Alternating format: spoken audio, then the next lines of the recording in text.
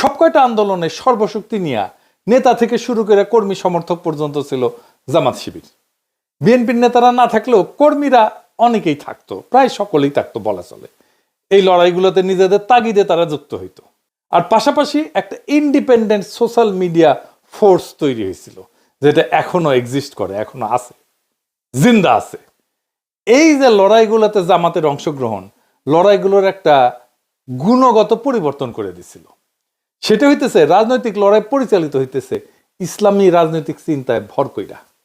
বিএনপির কর্মীরা সংখ্যা বাড়াইছে, কিন্তু লড়াইয়ে কোনো কর্তৃত্ব বা বয়ান তৈরি করতে পারে নাই, নেতৃত্বও নিতে পারে নাই। রাজনৈতিক লড়াইয়ের ভাষাও পরিবর্তন হইতে থাকে। স্বাধীনতার বদলে আজাদি শুনি আমরা, বিপ্লব দীর্ঘজীবী হোক এর বদলে শুনি ইনকিলাব জিন্দাবাদ। এমনকি বামপন্থীরাও কারবালা বলে, আমি জাহিলিয়াত বলে। শোষক আর শোষিতের বদলে আমরা ব্যবহার করি জুলুম আর মজলুম। ন্যায়ের বদলে ব্যবহার করি ইনসাফ।